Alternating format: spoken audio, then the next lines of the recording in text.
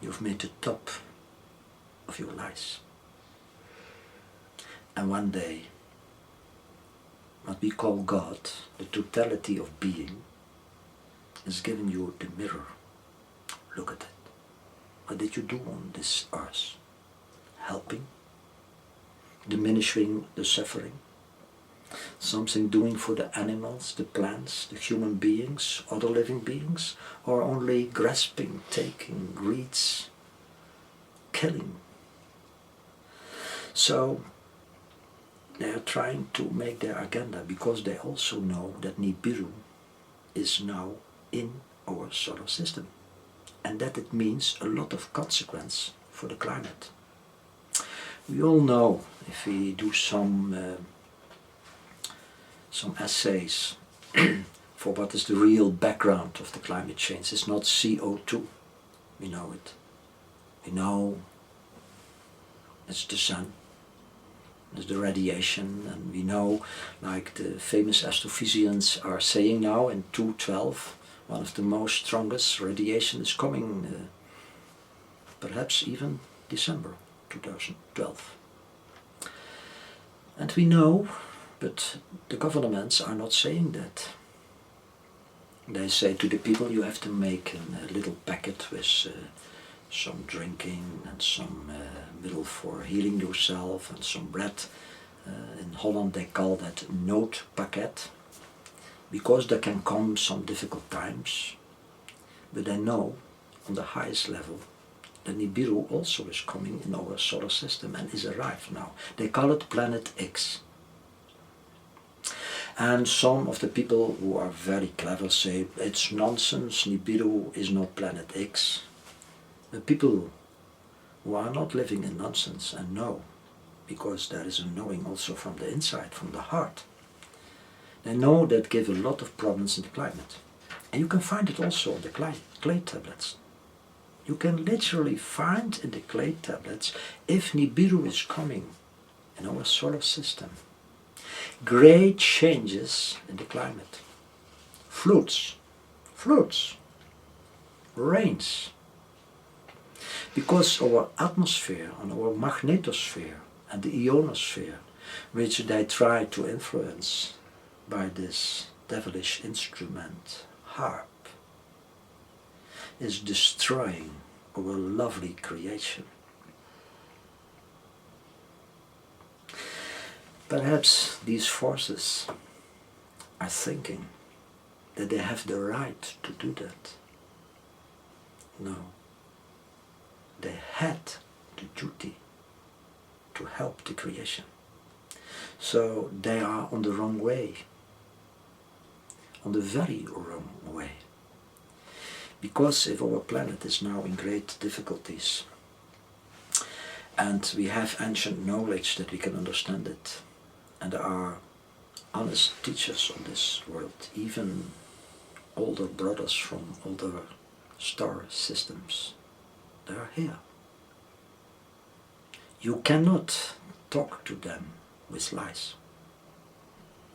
They see everything. They are older souls.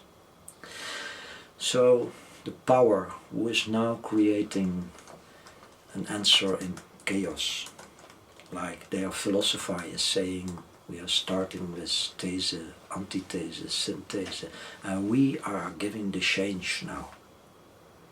Then we have to go and awaken consciousness. What is this change? Is it our change? Is it what we want to have?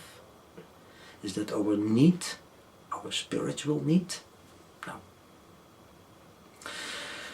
So there are clay tablets, there are the books of Enoch, there are very ancient mythologies from the Hopi Indians, from the Mayas, from the Tibetan people which I have spoken, with whom I have contacts very deeply, very deeply. There are a lot of stories about Tibetan people which are not correct, even in a circuit which is not correct. They are one of the most oldest wise peoples after the flood of Atlantis. They have a lot of knowledge. And why I feel a very strong relationship also with the Tibetan people. like I lived 11 years in the Pyrenees and exactly moved 9/11, 2001. That is because in my cells is a very strong relationship with this old wisdom. It's not from me. If you say it's my, that's wrong. Nothing is from you. Nothing is from me. The Buddha said once, you are a bala. A bala means you are a mad boy or a mad girl if you think that's mine. There is only one consciousness. And if I look in your eyes, you are a perfect expression in unity from this being. This being has no beginning and no end. It's never been born and can never die. You cannot understand by the mind or by looking to it, because you are that. You are an expression from that. So what the people of power is doing now, they have forgotten who they are. They are living in some arrogance. That's what we call the Luciferian arrogance. You have to take that literally. That one of the powerful beings, and you can find the description in every mythology, the Christian mythology, in the Indian mythology, the Chinese mythology, that they were in rebellion to the love. That's the beginning of the ego. You want more and more and more. You're only thinking to your only destination. And you destroy a lot of things. You have not a feeling what it means, what is suffering. So our planet is in big problems because a little group, which we know as the descendants of the Nephilim, the Watchers, the clay tablets, they speak about the Watchers. They were interbreeding with the women of our earth. I found more than 20 sources about this history. Scientific sources, not New Age stories. They are forbidden knowledge on the university. Sometimes they are talking about the Gaians, or the Nephilim, or the Bene Ha-Gelochim in Hebraic language.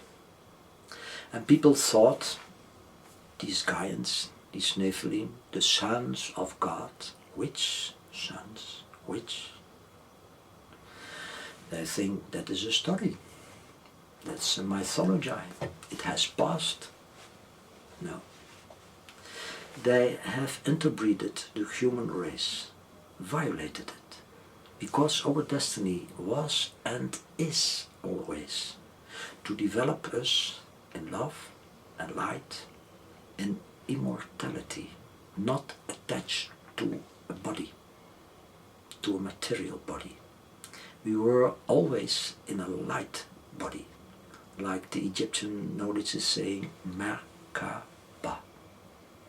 Or like the Cathars in the Middle Age had a lot of knowledge till today about the spiritual body, or what the Tibetan are calling diamantic body, light body.